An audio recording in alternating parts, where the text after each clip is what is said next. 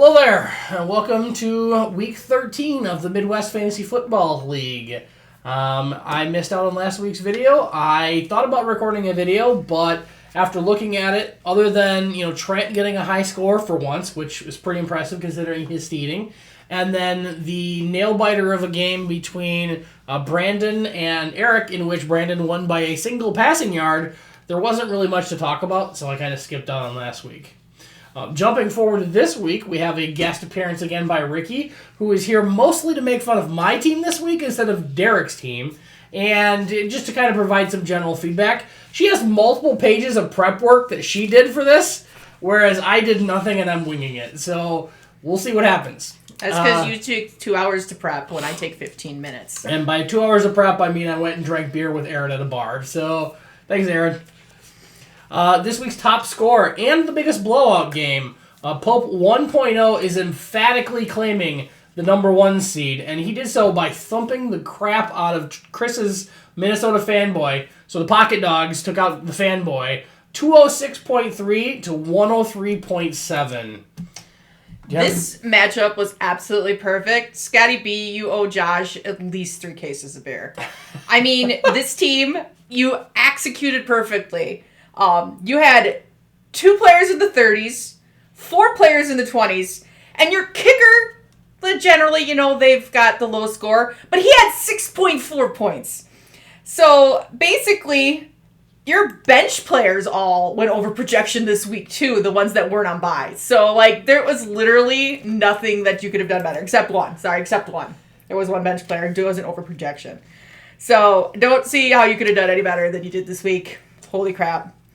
Going over to our Minnesota Fanboy, made the safe play this week, Mr. Notham. You played Russell Wilson over Jordan Love, which I think everybody and their mother would have done. However, the Packers looked good against the Chiefs on Sunday night with T. Swift there. Very confused. So, probably the right play, but did not work out for you this week. So, yeah. Otherwise, it was a pretty solid week. You just, got beat down by literally the perfect game by Scotty and Josh. So I will weigh in a fun anecdote here. I believe Chris picked up Greg Dortch when we were sitting at the bar chatting on Saturday. So I will take some blame for your choice of picking him up and playing him. He only got 4.8 points. Don't listen to him. Yeah, generally speaking. However, I am ahead of you in the standings, so at least I have some credibility at the moment. Moving on to our closest game this week. What did I say that was? Aaron versus Drew. So yeah. That would be Aaron's Pickin' So Bad took out Drew's 49 problems, 114.9 to 108.9. Actually, 109 basically. So it's about almost a 6-point margin of victory on that one. What do you got? Yeah. Quite honestly, if the Eagles weren't so disappointing, this should have been a heck of a lot better game. She's bitter because she has Jalen Hurts as well, I think, in the Dynasty League. No, I don't. Actually, I have Lamar, and it was okay, never mind. I ended up losing because, for some reason, the game last night was good when it should not have been. But anyway, what I was saying is, Mr. DeAndre Swift decided to just suck or get hurt during the middle of the game. I can't remember which at this point. Also, Kyron Williams, he did all right. That was a good game for him, but I guess I was kind of flabbergasted that. DeAndre, he wasn't hurt. Not so Swift versus the Niners. Yep. Is literally what the Yahoo title says. Now, this is also the winning team. You are bashing the winning team. I know. And it's there's so much to unpack here, and then, of course, the 1 week that you probably would want Mr. Dobbs on the bench, you maybe should have played him, and you probably would have won there, Drew. But, again, that was probably the right call. Just saying. So, as a counterpoint to that, the only reason that he lost because of that was because Christian Kirk got hurt on the first drive of that game. Yeah. He got knocked Everybody out. got hurt last night. We're going to talk about this later. Okay, but that, you can't really predict that situation, right? You have to go based off of... projections. If you're going to play the numbers, 12.2 versus 8.87. Like it. Yeah. Drew got fucked by fate. Really, that's what happened. It's okay. Fair enough. But it was a good play by both managers for the most part. So. All right. You want to flip to your first page, or you want to keep working on that page? No, you just tell me about what we're doing. All right. Well, it's probably a point time for her to bash my team and the failure that I had this week. So my team lost. Puka Smurf lost to Will's You Suck McBain. Will put up 141.8. I put up 119.9, and Will didn't bother to start a quarterback and still fucking smoked me. So thanks for that. I appreciate it. You should also need to give a big shout out to the Cleveland defense, who got you negative 0.4 points. Good job. I'm less concerned about the negative 0.4 from them and more concerned about the fucking 0 I got from Terry McLaurin. Because he played a whole game and didn't do fucking shit. Well, they've got a lot more weapons than they used to. There's a reason that me, who also was doubled up on, offensive weapons for Washington, has not been playing them lately. So I feel that pain. I had no other wide receiver. Tyler Lockett was on bye. So. No, I also feel that pain as well. But byes are almost done. Thank goodness. All right. I didn't have much to say except that Nico Collins, he had his third week this year where he put up over 30 points. Yeah. I mean, he's feast or famine, but that's just one of those weeks, right? So. Well, I think part of that was that Tank Dell, which was his wide receiver running mate in Houston, got hurt, and I think he's out. I don't know if he's out for the season, or I know he's out for a duration. And so Nico took a lot of the scoring, I think, that might have gone maybe split between the two of them. But still, 37 points is a hell of a day.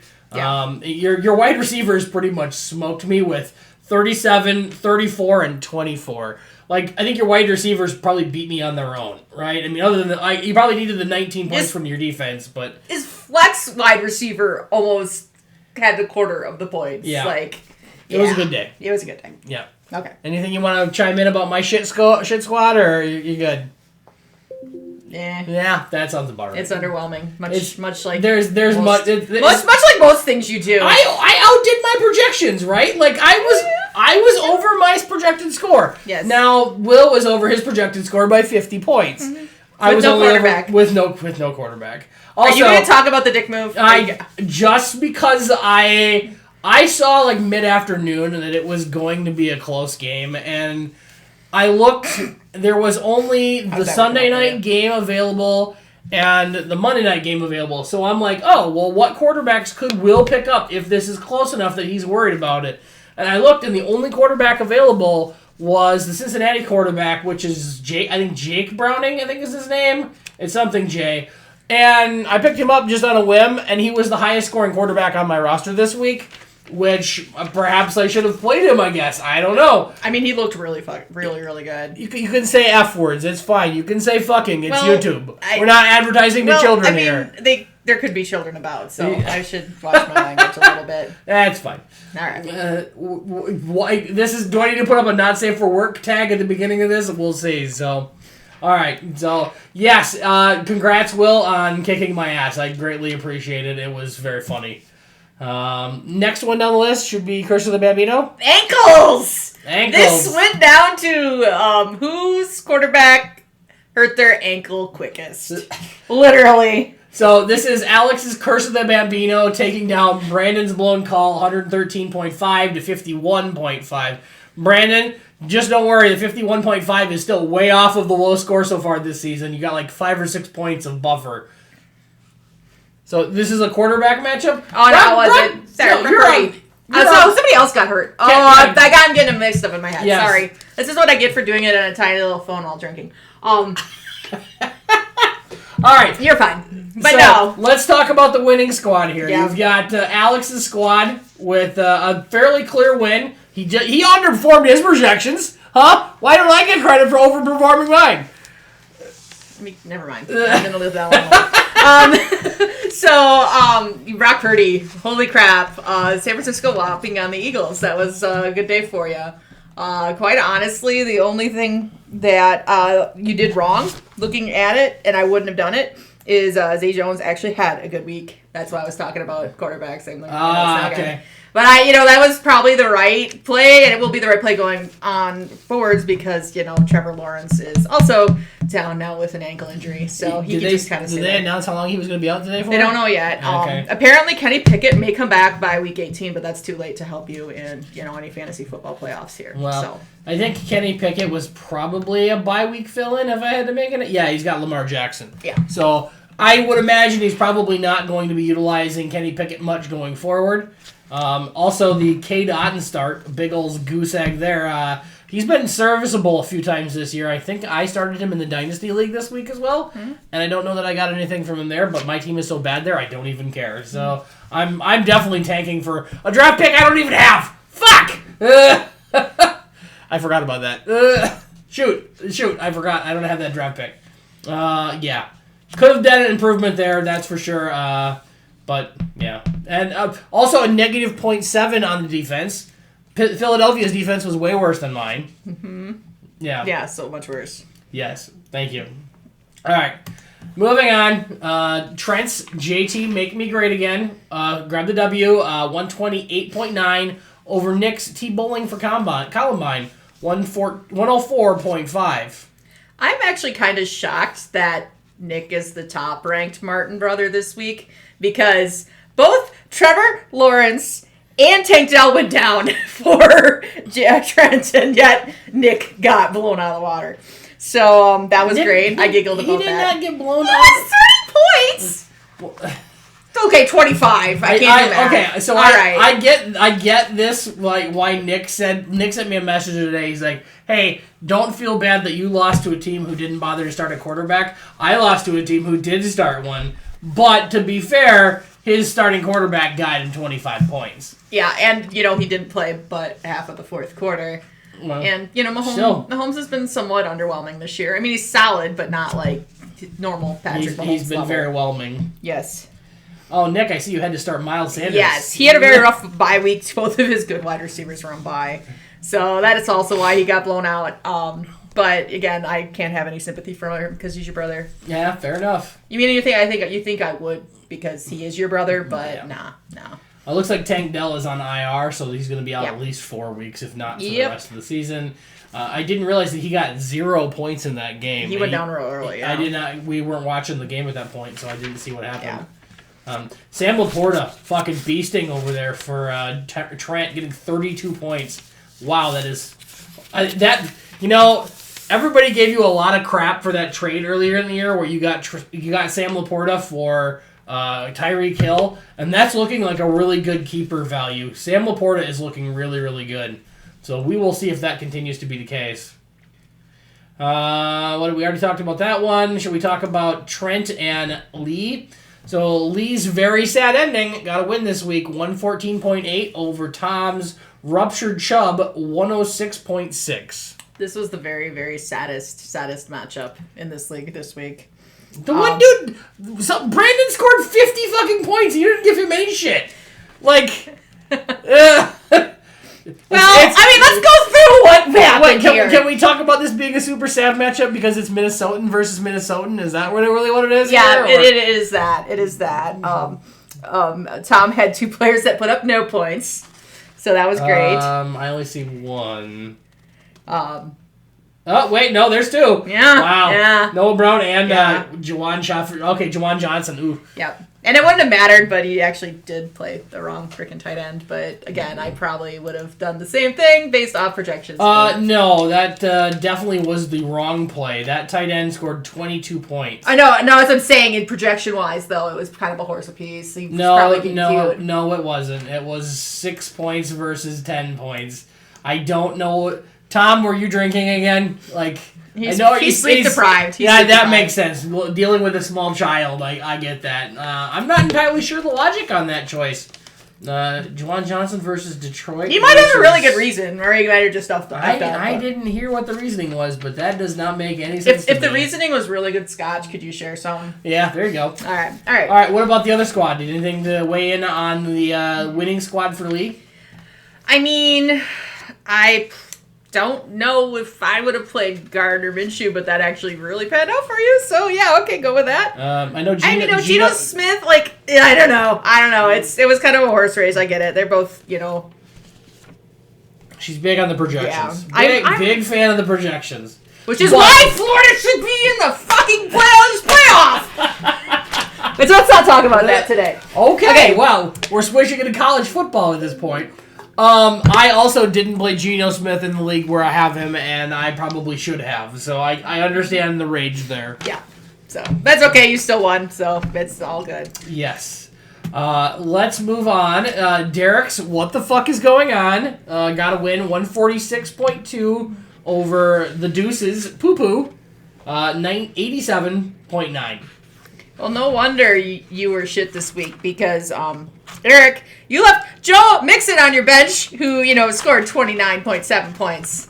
That is painful. Why did you bench Joe Mixon? What the hell? Over Brian Robinson? What the hell are you doing? Again, as someone who's been burned by these Washington running backs. Yeah. Very much. Like, don't do it. Don't do it. It's tempting. It's tempting, but don't do it. Back to the previous part of the YouTube video here. Nice. Also, I don't know, Derek. Like, you just were all over the place. You had, Ramondre Stevenson, who got hurt. I know. I also am experiencing that pain.